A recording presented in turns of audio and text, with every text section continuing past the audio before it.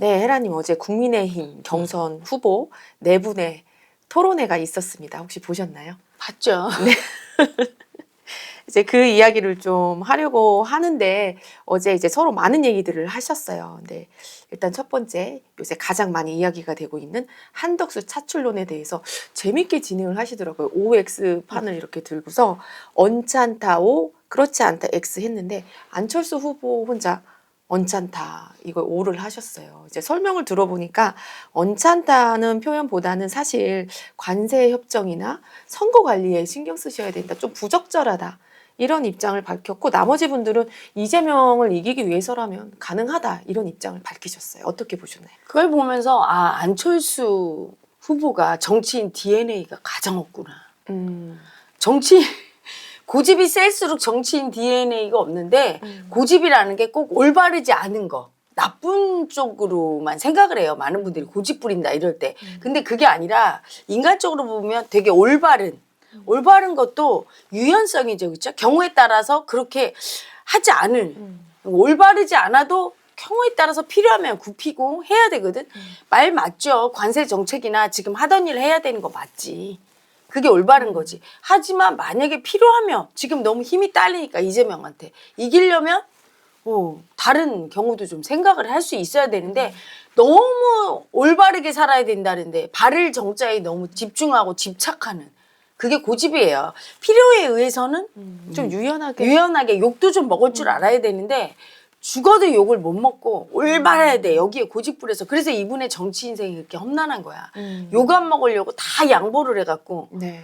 안 그래도 한동훈 후보가 안철수 후보를 향해서 그 서울시장 선거 당시 박원순 후보와 단일화한 거에 대해서 질문을 했는데 답변이 박원순 후보가 그때 옆에 있었다. 그래서 제가 순간 저게 무슨 말이지? 이해를 한 번에 못했어요. 그러니까 그 얘기 뭐냐면 이분이 어렸을 때 분명히 엄마가 동생에게 양보해라.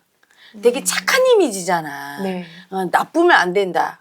양보해라. 이걸 엄청 주입받고 자란 분이야. 또 스스로도 굉장히 착하게 살려고 노력했고. 그러니까 옆에 있는 사람한테 그 사람이 달래니까 주는 거야. 이분은 그러니까 항상 양보했잖아. 근데 이게 철수, 또 철수, 간철수 이게 그거예요. 사탕도 아니고 그러니까 문제지. 네. 그러니까 이분이 너무나 심한 고집으로 사는 분이야. 고집이란 뭐냐 하면 그냥 무조건 이해 안 해준다는 것만 고집이 아니라 꼭 이렇게 살아야 돼. 꼭 이 사람만큼은 이해해줘야 돼. 이게 고집이에요. 상황에 따라서는 항상 다른 거거든. 그 판단을 자기가 못하고 고집에 끌려다니는 분. 그래서 착하게 살아야 되니까 남한테 이겨먹고 뺏으면 안 되니까 무조건 양보. 그럼 계속 달라고 하면 주는 분이야. 그러니까 그럴 때 자기 인생이 똑바로 못 간다는 거 알았지. 자기 주장이 없는 분. 그리고 자기 주장이 없으니까 항상 간본다. 이게 그 얘기예요. 자기 주장이 세면 간본다 소리를 안 해. 욕 먹어도 돼. 이렇게 미움과 비판을 두려워하지 않고 딱 소리를 내야 되는데 그렇지가 않고 눈치를 보는 거야. 두려우니까. 사람들한테 미움받을까 봐 착하게 사는 거거든. 그래서 그게 심한 분이라 항상 자기 주장이 별로 없고 그리고 자기 주장을 꺾어야 될 땐 또 이렇게 하고 이게 좀 꺾어야 돼요. 바람직하진 않지만 더 큰 목표를 위해서 대의를 위해서는 좀 우리가 단합을 하려면 받아들이자 이래야 되는데 제일 정치인 DNA가 없었어. 고집이 세요. 한덕수 차출론에 대해서는 좀 고집이시고 다른 부분 자기 철수 안 할 부분 철수하잖아. 네. 그래서 진작 이분은 옷 벗고 그냥 교수나 관료나 학자 이런 쪽이 맞지 정치인 피해가 안 흘러. 개인적으로는 내용도 내용인데 저는 어제 약간 놀랐던 게 안철수 후보가 발언을 하실 때 발음이 부정확하게 제가 들렸거든요. 그분이 네. 참 나는 어제 그분 목소리 들으면서 야 너무 딱했어. 왜냐면 정치인의 DNA를 안 가진 사람이 정치인으로 하려니 얼마나 힘들어. 상처 받을 때마다 굉장히 상처 잘 받는 분이거든. 근데 상처 받을 때마다 그 아픔 보는 게 너무 두려우니까 자꾸 버리고 상처가 누적되고 그러면 그 상처받은 나를 다 버리게 돼요 자꾸. 나를 버리면서 고집이 말을 하게 돼. 내 마음이 말을 하는 게 아니라. 그래서 고집 부리면서 얘기하는 거예요. 발음도 부정확하지만 굉장히 이렇게 사람이 힘들잖아. 목소리 들으면 이렇게 눌려 있어. 그건 뭐야? 참는 거예요. 상처 입은 마음이 올라와. 국민한테 버림받고 미움받고 한 아픔이 엄청 세게 있는데 그거 보는 게 두려운 그 약자 마음을 싹 다 버리고 이렇게 막 참으면서 얘기하다 보니까 저렇게 막 억눌리는 듯한 그리고 발음이 제대로 안 들리는 듯한 그 고집이 말을 하니까 또 말할 때 그렇게 엉뚱한 답을 하는 거야. 잘 안 돌아가죠, 머리가. 그 똑똑했던 안철수가 사라지고 강자 마음은 부드럽고 똑똑해요. 머리도 잘 돌아가고 사람을 편안하게 해주거든. 근데 딱 강직돼 있고 얼굴도 막 보세요. 무슨 이건 강자가 아니라 막 이렇게 참는 얼굴도 시뻘개서 이렇게 참고 목소리가 변질될 정도로 참았어. 저분 저 병나지 않을까. 정치인 그만하시라고 얘기해주고 싶은 마음이 올라오더라고요. 네. 그 또 이제 제가 기억에 남는 부분이 한동훈 후보의 메가폴리스 공약에 대해서 김문수 후보가 공격을 좀 하셨어요. 그러면서 자기 행정가 경험으로 봤을 때 2년 안에 우리나라의 서울과 같은 큰 도시를 어떻게 5개나 만들 수 있냐, 불가능하지 않냐 이렇게 지적을 했는데 한동훈 후보가 오해가 있으신 것 같습니다. 새로운 도시를 만든다는 게 아니라 규제를 완화한다는 이야기입니다라고 했는데 똑같은 얘기를 다시 반복하시더라고요, 김문수 후보가. 그리고 아니 처음부터 끝까지 안 들어. 그러니까 이 대선 후보들의 네. 공통점이 있더만. 상대한테 질문을 했어. 그러면 상대가 대답하는 걸 들어야 되잖아요. 그렇죠? 그리고 또 말을 해야 되는데 상대가 대답할 때는 안 듣고 자기가 뭘 얘기할까 생각하고 심지어는 예의 없게 상대가 말하는데 도중에 치고 들어가. 말 못하게 막으면서. 아니 물었으면 답하라고 물은 거 아니야? 그럼 자기 물으면 뭔데? 이거 아주 초딩생 기본도 안 된 거야. 대화의 기본이 안 된 사람들이 대선 후보로 나왔어요. 난 진짜 깜짝 놀랐어. 교양 없고 무식하기가. 그러니까 홍준표 후보나 김문수 후보는 나이가 딱 물어보질 거 아니야. 김문수 후보는 안 그러지. 근데 홍준표 후보. 본인이 어떻게 하는 걸 보세요. 질문해놓고 대답도 하기 전에 막 얘기를 하고 심지어 이런 분도 있더라고. 어제 안철수 후보가 한 번 그러해서 깜짝 놀랐는데 뭐라고 하냐면 상대가 네 빨갛습니다 이렇게 예를 들어 대답을 했어. 그러면 그거를 파랗다고요 이렇게 하고 마무리를 하니까 엉뚱한 소리를 하니까 그게 아닌데 자기 멋대로 듣는 거야. 말을 해놓고 듣고 싶은 대로 듣고 거기서 다 드러나요. 아 그분들 진짜 큰일이 돼. 보니까 특히 두 분 연세 드신 분은 네. 나이 들으면 좀 쉬어야 되겠다 이 마음이 올라올 정도로 고집을 부리고 안 들어요. 그러니까 네. 나중에 이제 한동훈 후보가 제 말 안 들으시는군요. 근데 안 듣는지 모르잖아. 둘이는 네. 서로 보면서 네. 그냥 우리 말이 맞는데 응, 응. 이런 표정이시더라고요. 그러니까 무조건 내가 맞고 너는 틀리다에 갇혀 있으면 자기가 맞다는 생각이 고집이에요. 그러면 상대의 말을 안 들으려고 이미 너는 틀렸어 하면서 안 들으려고 해. 한동훈 후보가 말한 건 2년 내에 뭐 엄청난 도시로 막 완전히 하겠다는 게 아니라 시작을 하겠다는 거고 이미 있는 도시를 더 크게 규제를 풀겠다. 규제를 풀어서 육성시키겠다는 거잖아. 근데 그걸 얼마큼 성공시키냐는 그 사람의 역량이지 시작해보면.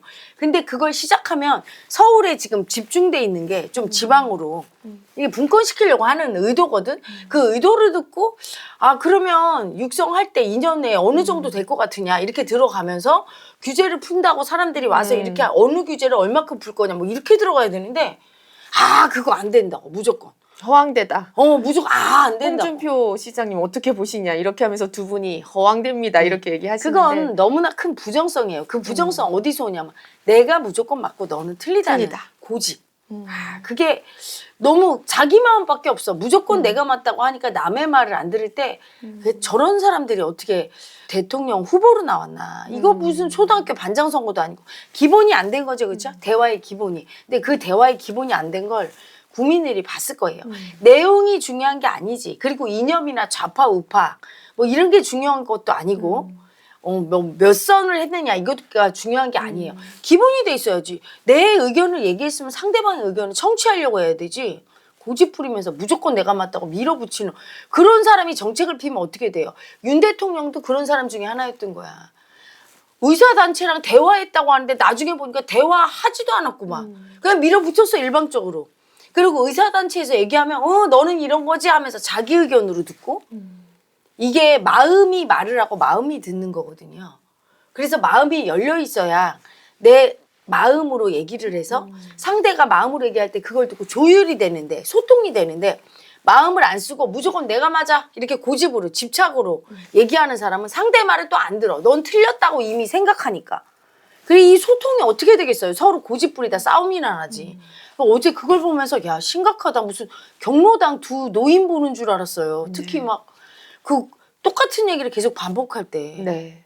그래서 어제 그거에 답변하는 한동훈 후보를 보면서 그 말투나 이런 데서 검사했던 그런 느낌은 있지만 네 분 중에는 제 개인적인 의견입니다만 가장 상대 말을 듣고 있구나.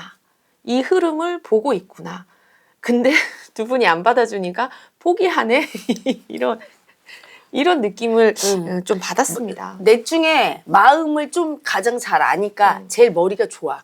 똑똑하고 전체적으로 통찰하고 저분들이 안 듣는 것까지 얘기를 해주는데 그 두 사람은 자기들이 안 듣는 걸 몰라요. 네. 정말 내가 보면서 아니 안 듣는 거를 모르는 거야. 그냥 무조건 틀렸어 너는. 그러니까 이기기 위한 토론이라고 맞습니다. 생각하니까 무조건 이기려고 하니까 내가 맞다를 붙잡으니까 이렇게 돼. 토론이라는 거는 상대의 마음을 이해해주고 내 마음을 전달하는 그런 태도. 그 사람이 얼마나 유연한가를 봐야 돼. 국민은 그걸 봐야 돼. 그런 사람이 지혜롭지. 아니 저런 식으로 무조건 이기려고 협상장에 나가면 어떻게 되느냐. 지금은 만만하니까 저렇게 하지만 만약에 미국 같은 데랑 협상을 해.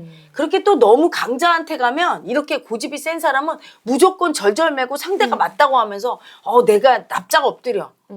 그러면서 일방적으로 또 다 져주면서 이렇게 돼요. 네. 논리로 상대와 나를 평등한 입장에서 볼 때 내가 무조건 맞다는 마음을 안 쓰고 평등한 마음을 볼 때 내가 소통을 할 수 있고 유리하게 결론을 이끌 수 있거든. 근데 이분들은 그게 아니야. 이 참 심각한 문제죠. 네. 어제 한동훈 후보가 이제 김문수 후보를 향해서는 부정선거를 믿느냐 이런 질문을 했습니다. 김 전 장관이 부정선거가 전혀 없는 것도 아니지만 부정선거로 다 됐다고 보지는 않는다. 사실관계 확인이 필요했다. 이렇게 입장을 표명을 했는데 한동훈 후보가 그런 자세면 부정선거를 걸고 가면 대선에 필패할 것이다. 이렇게 일격을 가했는데 이 부분은 어떻게 보셨나요? 그러니까 김문수 후보는 처음에는 가장 선두에서는 강자 마음이었는데 점점 약자 마음 되는 게 이런 식으로 똥볼 차니까 정치인은 뭡니까? 국민의 마음을 이해해 주는 게 정치인이고 국가에서 결정한 사항에 대해서 받아들여야 되는 거야. 근데 이미 그 부정선거는 아니라고 결론이 났고 그치? 헌재에서 결론이 났고 또 국민들 대다수가 부정선거를 안 믿어요. 그리고 부정선거가 분명히 있었다면 털어서 뭔가 확실한 증거가 나와야 되는데 없는 걸 갖다 애매모호하게 추측으로 얘기를 할 때 본인의 신뢰성이 정치인으로 얼마나 떨어지고 국민 마음을 이해 안 해주는 거야. 개인적으로는 의심이 들어도 꺾어야 되죠. 대다수의 국민 마음을 얘기를 해줘야 돼. 정치할 때. 그래야 표를 얻는데 내 주장을 해. 국민 마음과 위배되는. 그 내 주장하려면 정치인 왜 합니까? 정치를 하면 안 되지. 이게 약자 마음이야. 네. 고집 부린 약자 마음. 그러니까 계속 지금 펀펀이 지는 거야. 지지율이 떨어지는 거예요. 네. 어제 홍준표 후보 보면서는 저는 개인적으로 왜 이분이 꼰대라고 불리는지 알겠다는 생각이 들었는데 한동훈 후보였냐요? 아마 이렇게 서로 이야기를 주고받으면서 그건 됐고요. 그거는 답변할 필요 없고요. 이런 발언을 보면서 홍준표 후보가 만약에 나란 일을 하신다면 어떤 식으로 하실지가 저는 좀 윤 예측이 대통령과 됐어요. 되게 비슷하지. 그냥 자기 주장 일방적으로 밀어붙이면서 그게 추진력이라고 착각하는. 자기는 소통하고 있다고 착각하는. 그렇지가 않죠. 그 토론을 보면 적나라하게 나타나잖아. 엄청 고집 부리면서 그러면서도 강자한테 약하고 약자한테 강하고 무시하고 하는 게 너무 드러나. 상대적으로 김문수 후보는 똑같이 나이 들었어도 청렴하면서 예의 바르고 고집 부리는 게 좀 결이 달라요. 네네, 이분은 맞아요. 약간 미움으로 골탕 먹이려고 고집 부리는 게 있는데 홍준표 후보는 김문수 후보는 그게 아니라 진심 잘 모르는 그러니까 악의는 전혀 없고 네. 청렴하고 좀 순수한 느낌도 순수하고 들었어요. 악의 같고 꼿꼿하고 되게 올바르고 그 강직한 분이야.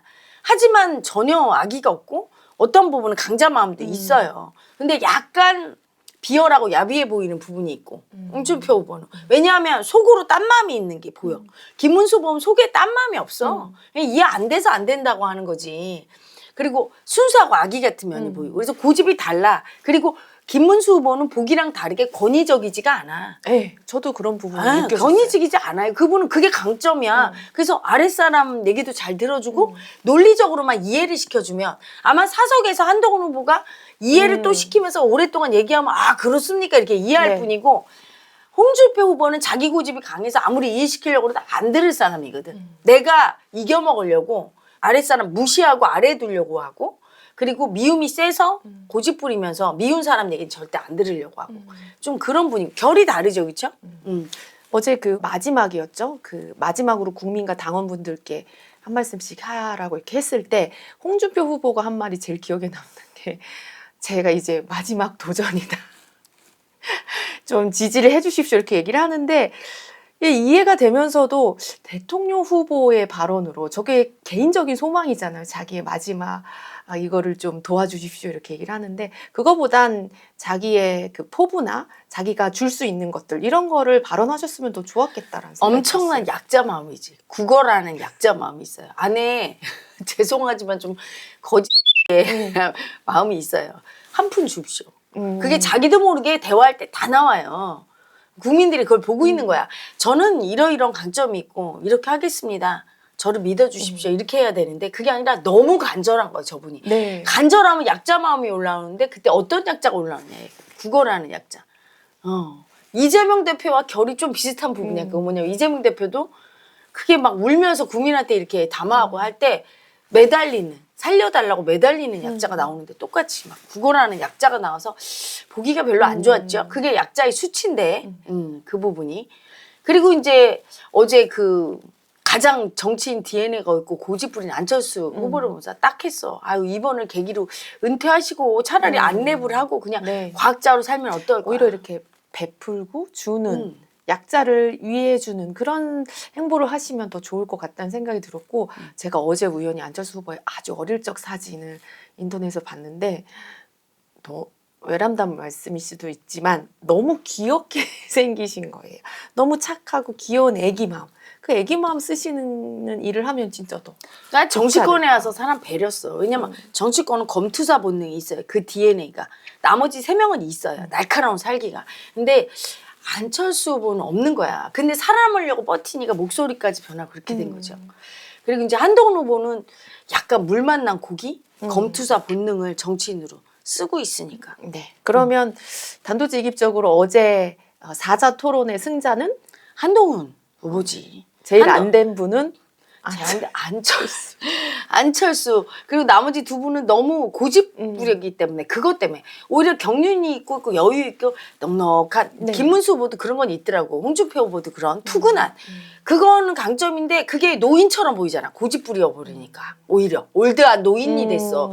그 넉넉함이 큰 덕으로 승화가 안 되는 거예요. 그랬으면 되게 매력이 있으셨을 텐데. 이제 한동훈 후보는 그 약간 좀 그런 연륜이 좀 없고 네. 날카롭게 공격을 하니까 얼핏 가벼워 보일 수 있어. 그걸 상쇄하기 위해서는 그분들이 이렇게 날카롭게 공격할 때 특히 단계 논란에 대해서. 국민들이 부적절하다 보는 그런 거에 대해서 그냥 확 받고 자결을 해버리고 그냥 받아들이고 깨끗이 털고 좀 이렇게 하면서 했으면 훨씬 좋았을 거야. 텐데 어제도 사실 똑같은 입장 응. 보였어요. 거기는 그래서 민주주의 원리상 누구나 쓸 수 있다. 그렇지. 근데 그 고집은 쉽게 꺾이지 않고 사람이 오랜 연륜이 쌓여야 돼. 한동훈 후보가 조금 더 정치 경력이 쌓이면 이제 자기의 태도가 이게 잘못됐다는 거 알고 꺾고 자기가 마음으로 굽힐 줄 알게 되죠. 자기가 억울해도 자기가 틀린 것 같아도 마음으로 이때는 굽혀줘야 국민이 나를 사랑해줘. 그럴 때는 잘못했다 굽히고 미안하다 사과도 할 줄 알고 또는 맞다 틀리다에 갇혀있지 않고 그걸 넘어서서 국민이 원하는 대답을 좀 줄 수 있는 여유 있는 대인배가 되겠죠. 네. 조금 더 정치를 경험하면 빨리빨리 배우는 분이니까 순발력이 있으니까 저분의 장점은 순발력이야. 잘 배워. 한번 아프면. 그래서 또 배우지 않을까 싶으네요. 어쨌든 한동훈 후보가 대선에 나가야 될 것 같으네. 다른 후보가 나가서 이재명 대표와 말빨도 안 되고 이재명 대표의 그런 사법 리스크에 대해서 촌철살인으로 까발려 줄 수가 없어요. 우리 국민이 시원하게. 그렇게 까발려주고 시원하게 해주면 중도 쪽 보수 국민들도 돌아올 수 있어. 그러니까 이재명에 대해서 되게 반감을 가진 사람들은 또 편들어줄 수 있으니까 선거에서 이기려면 가장 이재명과 대적할 수 있는 한동훈이 나가야 될 것 같다는 생각이 들었습니다.